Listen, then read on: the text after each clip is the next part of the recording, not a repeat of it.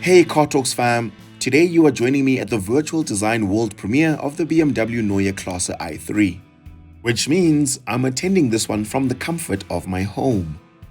One of the largest automotive brands globally has just unveiled the successor to their most successful product ever, the 3 Series, which has over 50 years of heritage under its belt. So in this video, I'll be providing you with commentary on the technical aspects of the Neue Klasse that we've come to learn during the keynote address. But I'll leave the link to the full press briefing from the BMW Group in the description box below. Today is an unprecedented day for sure, and on that note, I have my cup of coffee in my hand, and I hope that you do too. Now that all of the admin is out of the way, let's get straight into it.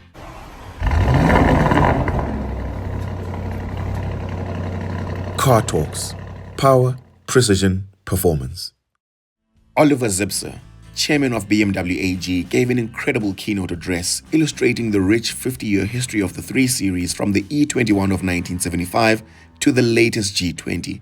So there's no doubt in my mind that the 3 Series will go down in history as the greatest sedan of all time.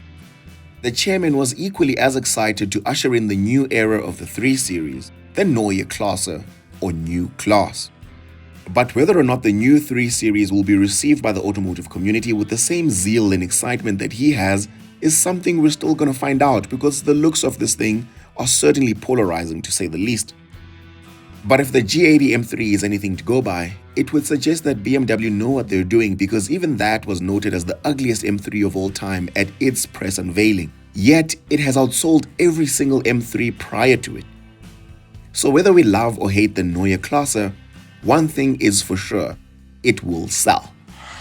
Moving on to more technical stuff, the debut color of the i3 is called Le Castelle Bleu, which is named after a small village in the south of France that also happens to have a Formula 1 Grand Prix circuit.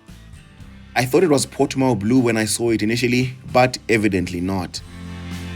Adrian, who's the head of design at the BMW Group, gave a brief overview of the design, more notably illustrating that the iconic L-shaped taillights will now be slimmer and longer than ever before.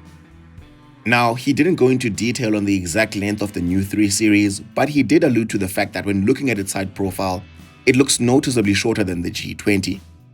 In fact, the front end of the vehicle is so short that it kind of looks like a front-wheel bias X-Drive vehicle. Which got me wondering, how on earth are they going to jam the inline 6-cylinder engine of the M3 in the engine bay, because we do know that the next M3 will come as a fully electric vehicle and with the option of having the straight 6 engine that we've come to love, unless the internal combustion M3 will get a slightly different body. No specific details have been shared about the interior, but you should be seeing how it looks on the overplay videos. Personally, I'm not a fan, but to each their own. The i3 will debut as the i350 initially, which will produce 345 kilowatts and 645 newton meters of torque from its electric motors, which is more than the current M340i. But it's probably going to weigh well over 2 tons, so we'll have to wait and see how it performs in the real world. Speaking of all things electric, they've really worked hard on answering the range anxiety question, because the i3 will feature the Gen 6 eDrive system with 800-volt technology, which means it'll do 900 kilometers on a single charge. You can also get up to 400 kilometers of range in just 10 minutes of charge time, thanks to the new system.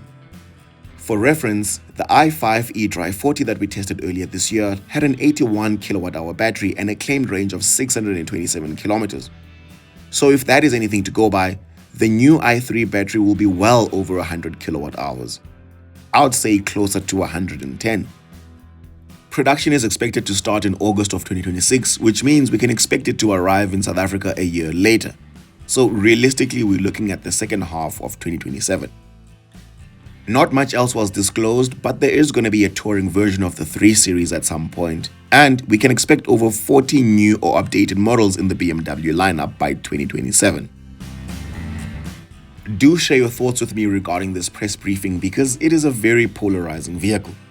Anyway, that was just a high-level synopsis, so don't forget to watch the full keynote address when you have a moment. I'll leave a link in the description box below. Thank you for watching. Until next time, take care.